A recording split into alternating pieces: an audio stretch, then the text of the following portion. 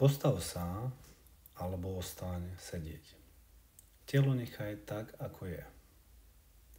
Maj otvorené oči, pretože aj výzvy prichádzajú väčšinou s otvorenými očami. Vnímaj svoj dých, aký je. Plytký, hlboký, nosom, ústami. Kde je tvoje ťažisko? Si viac v predklone na špičkách alebo v záklone na pätách. Vnímaj, kde v tele cítiš najväčší tlak. V trupe, chodidlách, krku. Teraz si predstav výzvu, ktorá ťa dnes čaká, alebo v najbližších dňoch. A sleduj, čo to v tebe spúšťa, ako sa tvoje telo aktivuje. Aký máš teraz dých? Čo to robí s tvojim ťažiskom? Výškou pohľadu? Tlakom? Len to vnímaj, vôbec s tým nebojuj.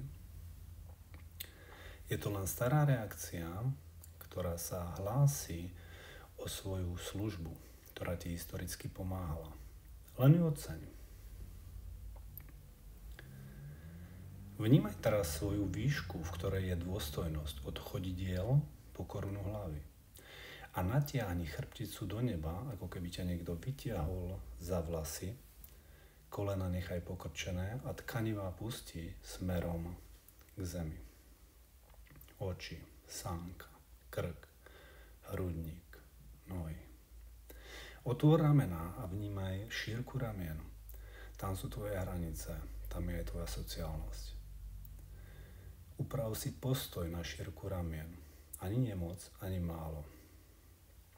Vycentruj váhu presne na ľavú a na pravú nohu rovnako. Vnímaj zadnú časť tela, tam je všetko, čo máš za sebou, všetko, čo si zvládol. Vnímaj temeno, chrbticu, chrbát, zadok, hamstringy, lítka, päty. Vycentruj váhu medzi špičkou a pätou, aby bola rovnomerne rozložená. Vnímaj teraz prednú časť tela, tam je všetko, čo máš pred sebou. Budúcnosť. Tvoja výzva, ďalší týždeň. Tvoje deti budú mať svoje deti. Vnímaj tvár, krk, hrudník, brucho, pánu, nohy. Predstav si z tohto vycentrovaného postoja, ako budeš riešiť výzvu, ktorej si predtým čelil. Kým tam chceš byť? Vnímaj detaily.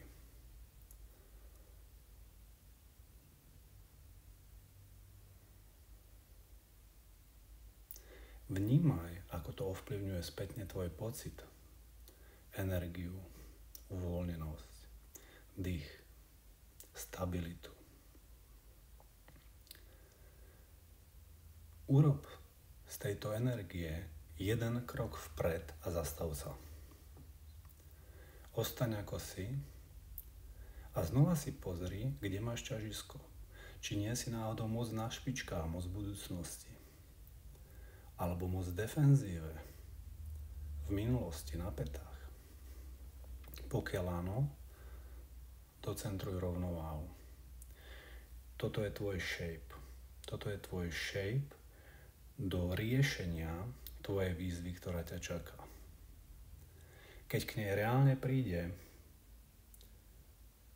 znova sa postav k veciam presne tak, ako stojíš teraz. Úspešné zvládnutie tvojej výzvy.